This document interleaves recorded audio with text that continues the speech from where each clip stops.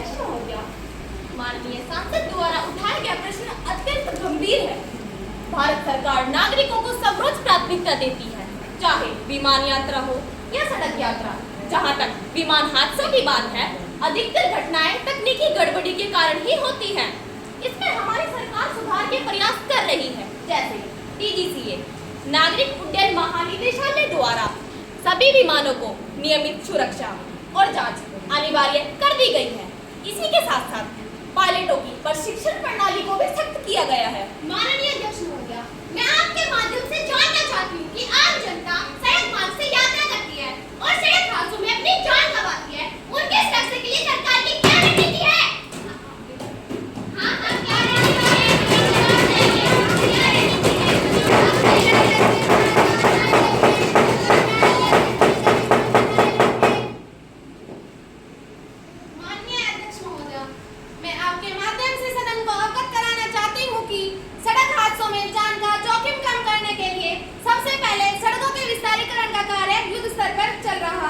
क्योंकि सुरक्षा केवल सरकार की ही जिम्मेवारी नहीं, बल्कि सभी नागरिकों का सामाजिक दायित्व है।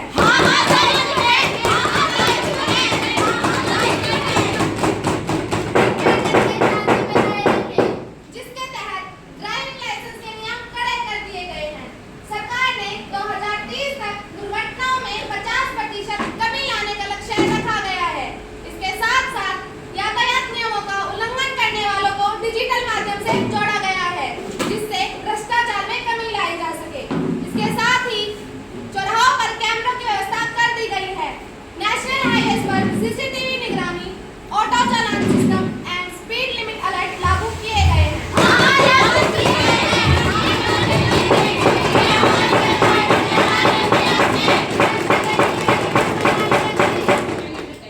माननीय महोदय, किसी भी अभियान को पूर्ण रूप से सफल बनाने के लिए विद्यार्थी जो देश के भावी नागरिक हैं, उनको जागरूक करके विद्यालय स्तर पर आए दिन कार्यक्रम चलाए जा रहे हैं।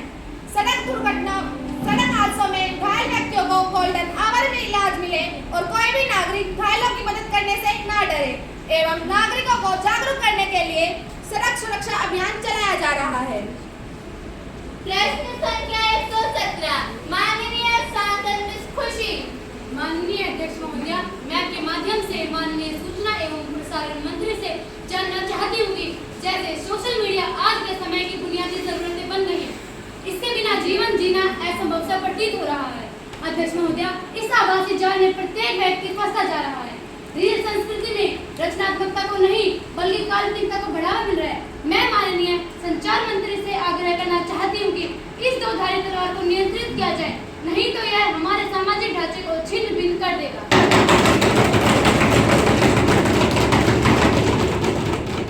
माननीय सूचना एवं प्रसारण मंत्री। माननीय अध्यक्ष महोदय जी, मैं आपके माध्यम से सदन को अवगत कराना चाहती हूँ कि आज के समय में विज्ञान के युग में सोशल मीडिया को पूरी तरह बंद करना अपने आप को पाषाण युग में धकेलना है, जो कि तर्कसंगत नहीं है।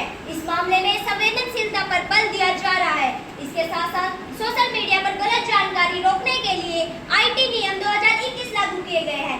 इसके साथ साथ डिजिटल डिटॉक्स अभियान शुरू किए गए हैं।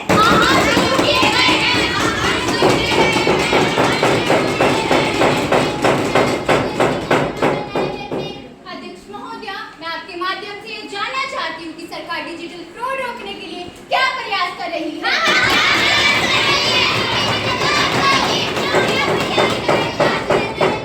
माननीय अध्यक्ष महोदय जी, मैं आपके माध्यम से सदन को अवगत कराना चाहती हूँ। सरकार ने साइबर फ्रॉड रोकने के लिए 1930 हेल्पलाइन नंबर जारी किया है, जिस पर पीड़ित अपनी सूचना कार्रवाई हेतु सरकार तक पहुँचा सकती है।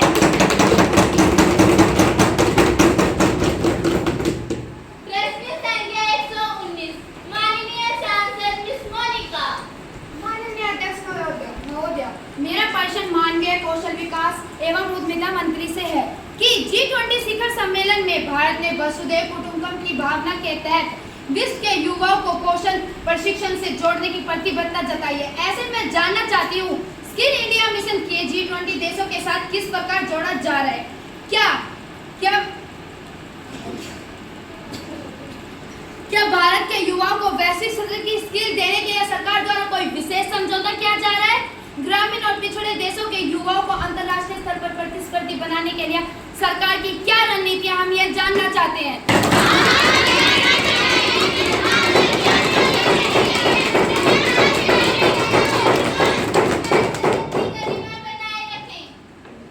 माननीय स्किल डेवलपमेंट मिनिस्टर। माननीय अध्यक्ष महोदय जी, माननीय सांसद का प्रश्न अत्यंत प्रासंगिक है। भारत में G20 अध्यक्षता के दौरान future of work and skill harmonisation जैसे विषयों को प्राथमिकता दी है। भारत सरकार का केवल और केवल एक ही उद्देश्य है कि make in India and skill for global India को समान प्राथमिकता मिले, जैसे स्किल इंडिया इंटरनेशनल सेंटर की स्थापना करना, G20 देशों के साथ मेंटर रिकॉग्नाइज ऑफ स्किल, ग्रामीण तथा पिछड़े क्षेत्रों के लिए पीएम कौशल विकास रोजगार योजना चलाई हुई है तथा इनके लिए सरकार ने अनेक प्रकार के प्रशिक्षण केंद्र भी चलाए हुए हैं। Make in India and made in India जैसे कार्यक्रम भी चलाए जा रहे हैं।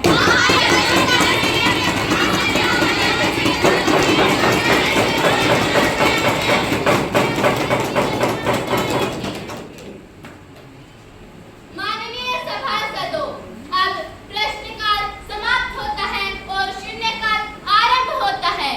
माननीय सांसद मिस तान्या। माननीय अध्यक्ष महोदय, मैं माननीय गृह मंत्री से पूछना चाहती हूँ कि बिहार में आतंकवाद नियंत्रण के लिए आपकी सरकार द्वारा क्या कदम उठाए जा रहे हैं। माननीय गृह मंत्री जी।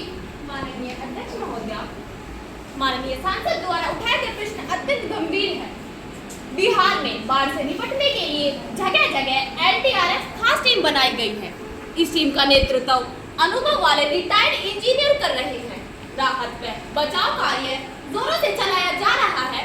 पीड़ितों के लिए भोजन व रहने की समुचित व्यवस्था की जा रही है ताकि किसी भी नागरिक को जन धन की हानि ना हो।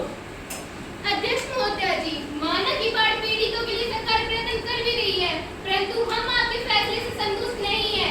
यह तो ऊंट के मुंह में जीने के समान है।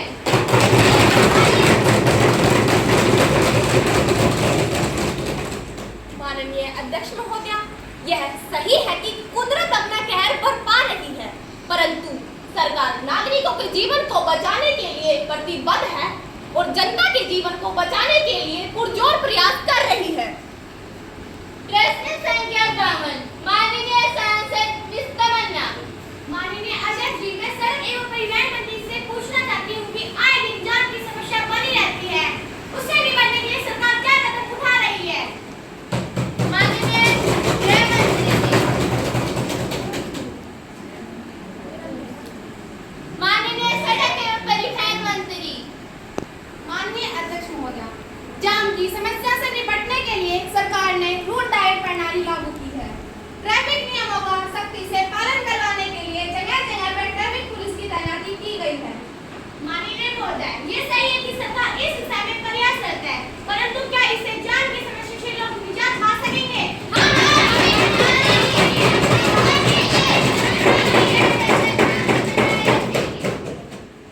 माननीय महोदय, माननीय सांसद ने बिल्कुल ठीक फरमाया, परंतु इसके साथ साथ सरकार गाड़ियों में ऑड एंड इवन का फॉर्मूला भी लागू कर रही है। इसके साथ साथ कंपनी कर्मचारियों व अन्य वर्कर से वर्क फ्रॉम होम के लिए अपील कर रही है तथा भारी वाहनों के लिए समय निर्धारण की व्यवस्था भी कर रही है। प्रश्न संख्या 53। माननीय सांसद मिस खुशी। माननीय अध्यक्ष महोदय, मेरा प्रश्न माननीय गृह मंत्री जी से यह है कि युवाओं में बढ़ते नशे की लत को रोकने के लिए सरकार क्या कदम उठा रही है। माननीय गृह मंत्री जी।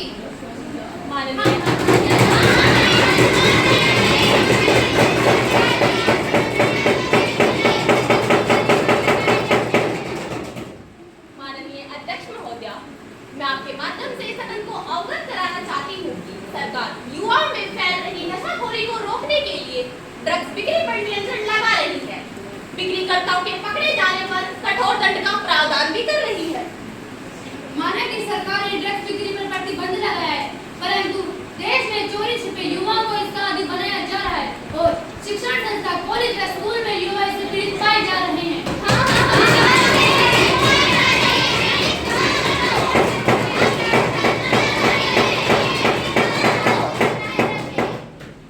माननीय अध्यक्ष महोदय, माननीय सांसद द्वारा मांगी गई जानकारी के विषय में मैं बताना चाहती हूँ कि शिक्षण संस्थाओं में नशे की रोकथाम के लिए सरकार ने ड्रग्स बिक्री पर रोक लगाई है तथा बिक्रीकर्ताओं के पकड़े जाने पर कठोर दंड का प्रावधान किया है। हरियाणा जैसे राज्य ने शिक्षण संस्थाओं में प्रेरणा क्लब के निर्माण किए हैं तथा शिक्षण माध्यम से विद्यार्थियों में नैतिक मूल्यों की स्थापना करने का प्रयास भी किया जा रहा है।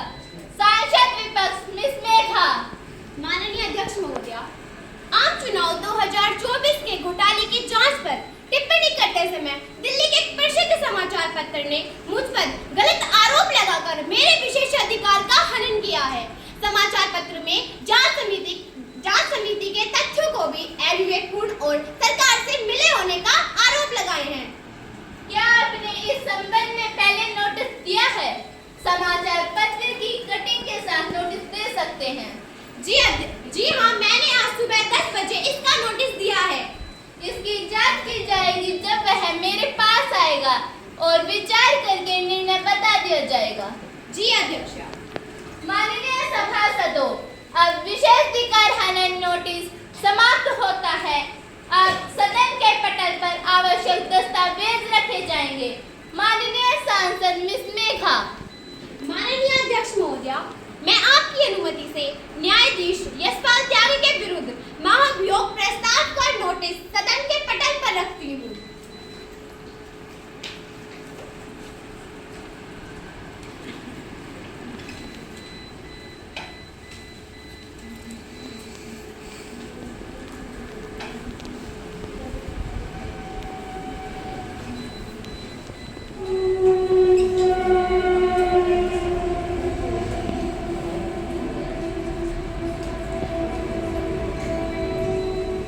माननीय सांसद मिस मुक्ता, माननीय अध्यक्ष महोदया, मैं आपकी अनुमति से SIR special intensive revision report सदन के पटल पर रखती हूँ।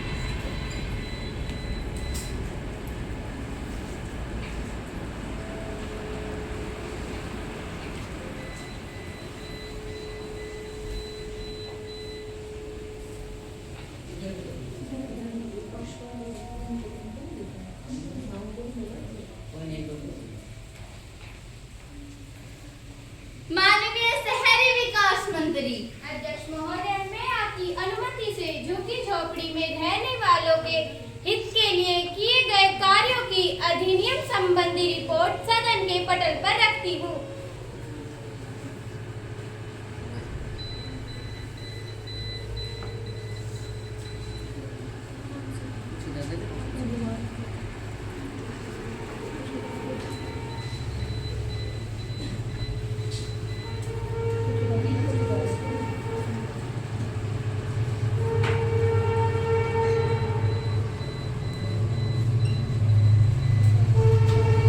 माननीय सभासदों, अब दस्तावेजों का सभा पटल पर रखे जाना समाप्त होता है। अब महासचिव जी राज्यसभा से प्राप्त संदेश पढ़ेंगे। अध्यक्ष महोदय, मुझे राज्यसभा के महासचिव से प्राप्त संदेश की सूचना देनी है।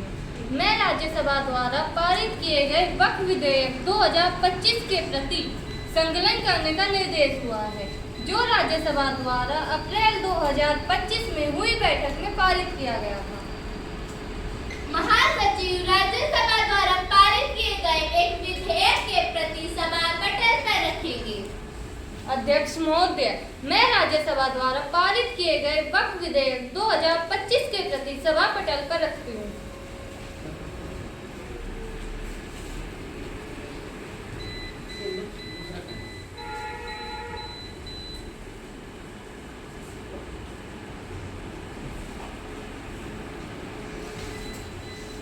अब राज्यसभा से प्राप्त संदेश पढ़ने का कार्य समाप्त होता है और ध्यानाकर्षण प्रस्ताव आरंभ होता है। सांसद, माननीय सांसद मिस गरिमा। माननीय अध्यक्ष महोदया, मैं बाजारों में आवश्यक वस्तुओं की कीमतों में बढ़ोतरी की ओर सदन का ध्यान दिलाना चाहती हूँ। खाद्य एवं आपूर्ति मंत्री। माननीय अध्यक्ष महोदय, सरकार द्वारा LPG, डीजल, पेट्रोल की आपूर्ति बढ़ाई गई है। खाद्य वस्तु को सरकारी भंडारघर बाजारों में नागरिकों की खरीद के अतिरिक्त मात्रा उपलब्ध कराई गई है।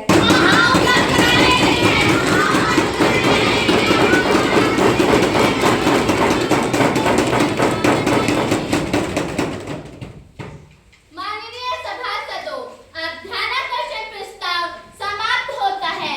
अब सदन में अविश्वास प्रस्ताव पेश किया जाएगा। माननीय सांसद मिस चालू। माननीय अध्यक्ष महोदया, सरकार द्वारा अनुमति में आने पर मैं आपकी अनुमति से लोकसभा में शक्ति परीक्षण के लिए यह प्रस्ताव प्रस्तुत करती हूँ। प्रस्ताव के पक्ष और विपक्ष में मौखिक रूप से शक्ति प्रदर्शन कराया जाएगा। जो इसके पक्ष में है वो हाँ कहें। जो इसके विपक्ष में है वो ना कहें।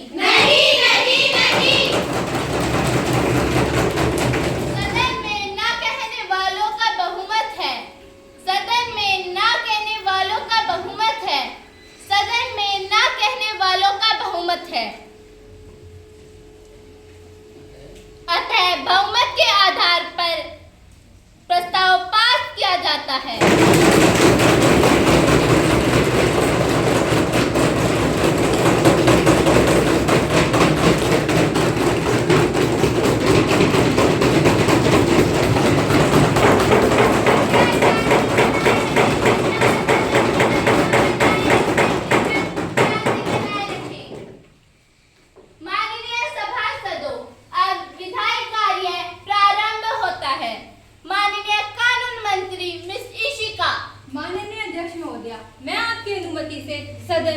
भारत में एक देश एक चुनाव विधेयक प्रस्तुत करना चाहती हूँ।